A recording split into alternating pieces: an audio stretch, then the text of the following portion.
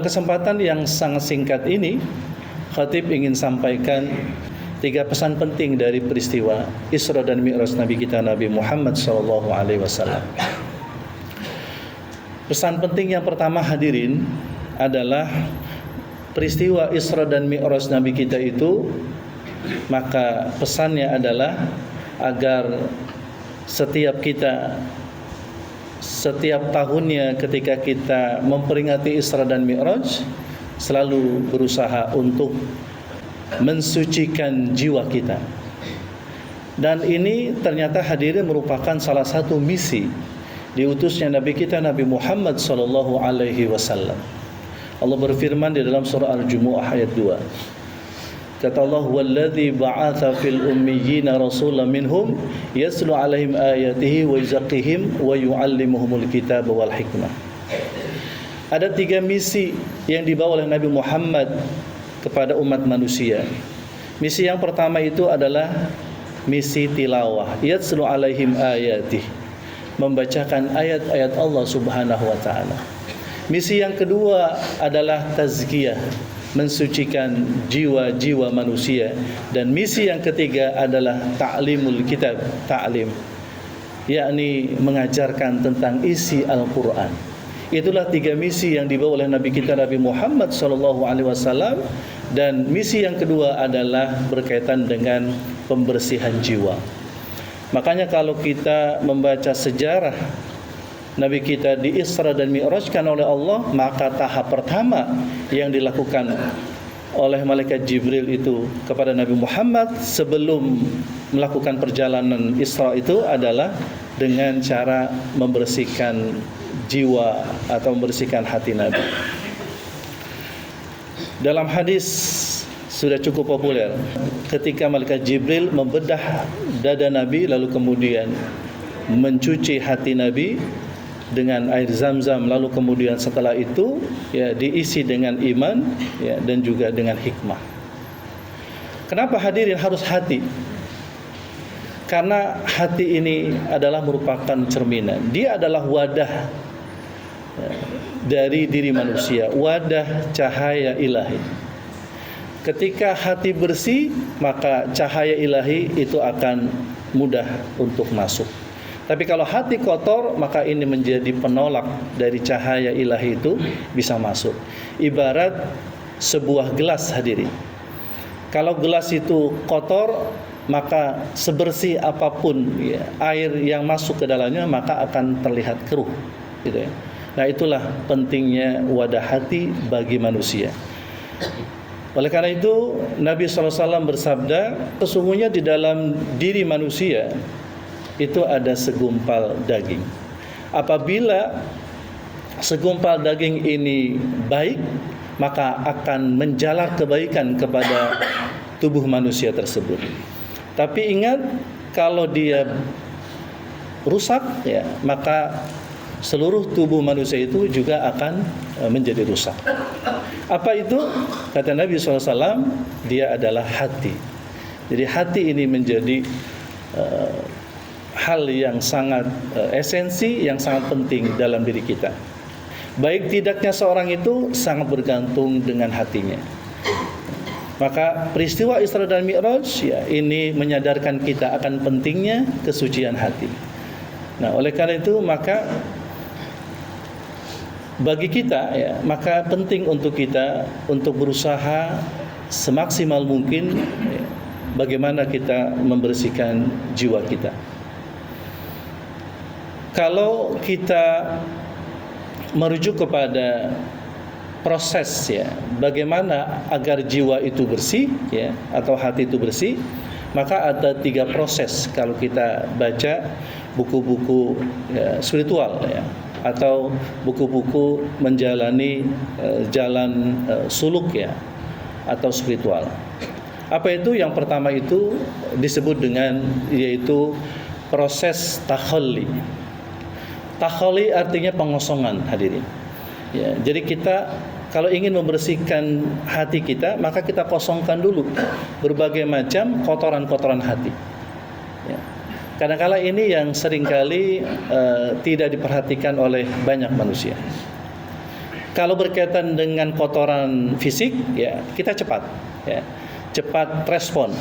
Ya, bahkan ketika kita mau mungkin keluar untuk bekerja atau keluar untuk misalnya kondangan, ya, atau keluar misalnya untuk menemui seseorang, kalau misalnya baju kita terkena kotoran, misalnya kotoran binatang, maka segera kita buka atau kita cuci, ya, atau kita ganti dengan yang lain. Ya. Itu kalau kotoran-kotoran fisik. Atau mungkin kalau kotoran mengenai badan kita, ya, tubuh kita segera bersihkan. Tapi kalau berkaitan dengan kotoran hati, kita nggak pernah ya merasa menyadarinya. Oleh karena itu maka penting untuk kita lihat diri kita, apakah dalam diri kita ini masih ada kotoran-kotoran hati, kotoran kemunafikan misalnya, kotoran kekufuran misalnya, kotoran bahkan bisa jadi kemusyrikan misalnya, kotoran misalnya seperti iri hati, dengki, dendam, kebencian dan lain sebagainya. Itu semua adalah kotoran-kotoran hati. Kalau itu masih ada dalam diri kita, kita bersihkan, ya. Setelah kita bersihkan, itu proses pengosongan. Baru yang berikutnya adalah yaitu tahalli, yaitu mengisi hati kita dengan berbagai macam sifat-sifat kebaikan, ya. Tauhid kita mantepin lagi, ya. Keimanan kita kokohkan lagi. Kemudian juga rasa cinta, ya, kita kepada Allah, pada diri, kepada sama, kita munculkan di dalam hati kita, ya. Rasa senang, rasa bahagia, ya. Kemudian tawadhu dan sebagainya. Kita isi itu semua, ya, sifat-sifat kebaikan dalam diri kita. Setelah itu baru kemudian kita akan mendapatkan yang namanya tajalli. Tajalli itu adalah ketika kita bisa merasa nikmat. Karena kita sudah menghilangkan berbagai macam kotoran dalam diri kita. Kalau kita sudah bersih, maka Allah itu sangat dekat dengan kita. Karena sesungguhnya hadirin, Allah sangat dekat dengan kita. Bahkan kata Allah, wa nahnu aqrabu ilaihi min hablil warid. Kami, kata Allah, lebih dekat kepada manusia daripada urat lehernya sendiri. Allah begitu sangat dekat dengan kita. Tapi berapa banyak manusia merasa jauh dari Allah? Apa yang membuat jauh dari Allah? Karena dosa-dosa, maksiat-maksiat yang dilakukannya. Jadi seolah-olah ketika orang melakukan dosa, maka itu menjadi hijab, hadirin. Itu menjadi dinding, hijab antara kita dengan Allah Subhanahu wa taala. Maka ketika hijabnya itu kita hilangkan, maksiat itu kita hilangkan, lalu kemudian kita perbaiki dengan amal-amal kebajikan, maka jadilah kita menjadi hamba Allah yang dekat dengan Allah dan merasa nikmat ketika kita dekat dengan Allah. Begitu pula Rasulullah dalam proses perjalanan Mi'rajnya menemui Allah Subhanahu wa taala. Itu pesan yang pertama, hadirin, ya, mari sama-sama kita perbaiki hati kita dulu, ya. Ini yang paling utama. Lalu setelah itu, hadirin, pesan yang berikutnya adalah yaitu peristiwa Isra dan Mi'raj itu adalah peristiwa besar, di mana dalam peristiwa itu Nabi SAW itu akan menerima, ya, satu perintah, ya, ibadah, yang ibadah ini beda dengan ibadah-ibadah yang lain, ya. Ibadah ini langsung, ya, Allah mandatkan tanpa melalui perantara malaikat Jibril. Kalau kita bandingkan dengan ibadah puasa misalnya, atau mungkin ibadah haji, atau mungkin ibadah menunaikan zakat, maka itu semua Allah perintahkan melalui perantaraan malaikat Jibril. Beda dengan solat. Solat langsung Allah yang perintahkan, bertemu langsung Nabi dengan Allah Subhanahu wa taala di Sidratul Muntaha, ya. Disitulah Nabi menerima perintah solat, ya, yang solat ini menjadi anugerah terbesar. Karena hubungan kita dengan Allah itu akan terjalin dengan baik manakala solat kita juga baik, ya. Karena solat adalah hubungan yang langsung kepada Allah.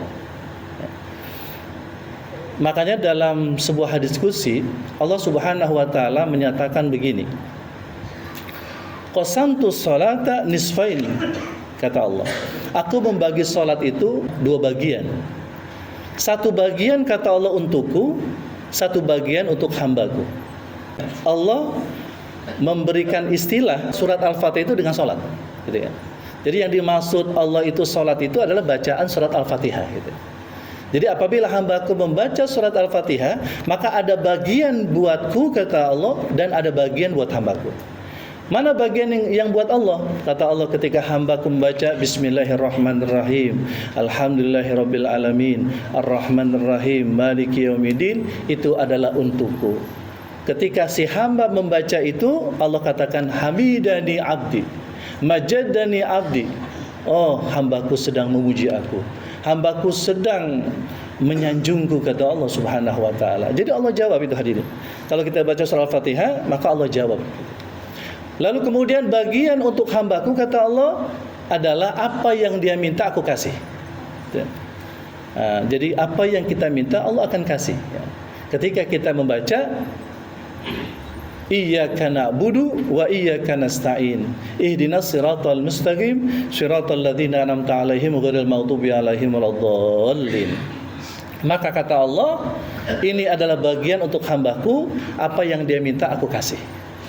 Nah itu, makanya kalau kita baca surah Fatihah, maka betul-betul kita resapi, ya, bahwasanya kita sedang berdialog dengan Allah, kita sedang bersama dengan Allah pada saat kita sholat, dan persisnya ketika kita membaca surat Al-Fatihah. Nah, makanya sholat itu, kalau dulu Nabi SAW, ya, untuk menerima sholat, maka dia perlu naik ke 7 lapis langit, tembus terus sampai ke Sidratul Muntaha. Maka bagi kita, kalau kita ingin menuju Allah, maka buat umat Nabi Muhammad Allah kasih keringanan, itu dengan melaksanakan sholat yang 5 waktu, yang dengan kerahiman Allah, sholat yang 5 waktu itu tadinya 50 waktu. Nah, makanya setelah dikasih diskon 90%, ini perlu kita syukuri. Dengan apa? Dengan kita semangat, antusias ketika kita melaksanakan sholat. Dengan cara apa? Dengan cara yang pertama, ketika kita akan sholat, kita lakukan dengan sungguh-sungguh.